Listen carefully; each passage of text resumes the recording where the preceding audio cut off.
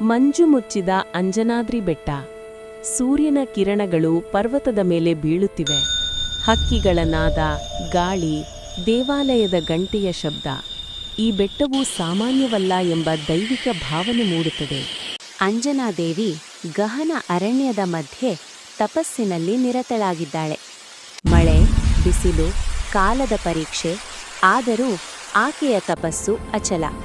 ದೇವತೆಗಳು ಆಕೆಯ ಆಕಾಶದಲ್ಲಿ ವಾಯುದೇವನ ಪ್ರತ್ಯಕ್ಷತೆ.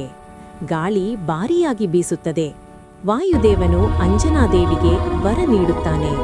ದೇವಾಂಶ ಹೊಂದಿದ ಮಗನ ಜನ್ಮದ ಸೂಚನೆ. ಅಂಜನಾದ್ರಿ ಬೆಟ್ಟ ಕಂಪಿಸುತ್ತದೆ. ಪ್ರಕಾಶ, ದಿವ್ಯ ಸಂಗೀತ, ಶಿಶು ಆಂಜನೇಯನ ಜನನ. ವಾನರರು ಹರ್ಷದಲ್ಲಿ ನೃತ್ಯ ಮಾಡುತ್ತಾರೆ.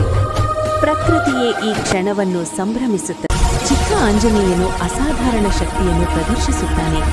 ಪರ್ವತಶಿಲೆ ಎತ್ತುವುದು, ಗಾಳಿಯಲ್ಲಿ ಹಾರುವುದು. ಋಷಿಗಳು ಅವನ ಭವಿಷ್ಯದ ಮಹತ್ವವನ್ನು ಊಹಿಸುತ್ತಾರೆ. ಇಂದ್ರನ ವಜ್ರಪ್ರಹಾರ. ಆಂಜನೇಯನು ಗಾಯಗೊಂಡು ಬೀಳುತ್ತಾನೆ. ದೇವತೆಗಳ ಪಶ್ಚಾತ್ತಾಪ. ಅವನ ಶಕ್ತಿಯನ್ನು ಮರೆಮಾಚುವ ಶಾಪ. ಸಮಯ ಬಂದಾಗ ಮಾತ್ರ ಅವನಿಗೆ ತನ್ನ ಶಕ್ತಿ ತಿಳಿಯುವಂತೆ. ದುಷ್ಟಶಕ್ತಿಗಳು ಅಂಜನಾದ್ರಿಯ ದೈವಿಕ ಶಕ್ತಿಯನ್ನು ಕಬಳಿಸಲು ದಾಳಿ ಮಾಡುತ್ತವೆ.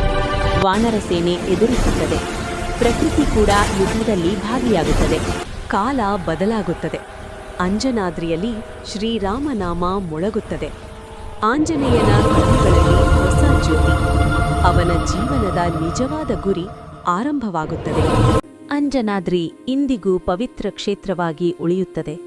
ಭಕ್ತರು ಬಂದು ಪ್ರಾರ್ಥಿಸುತ್ತಾರೆ. ಕಥೆ ಅಂತ್ಯವಾಗುತ್ತದೆ, ಆದರೆ ನಂಬಿಕೆ ಶಾಶ್ವತ. ನಮ್ಮ ವಿಡಿಯೋ ಇಷ್ಟವಾದರೆ ಲೈಕ್ ಮಾಡಿ. ಇನ್ನಷ್ಟು ಇಂತಹ ವಿಡಿಯೋಗಳಿಗಾಗಿ ಸಬ್ಸ್ಕ್ರೈಬ್ ಮಾಡೋದನ್ನ ಮರೆತಬೇಡಿ.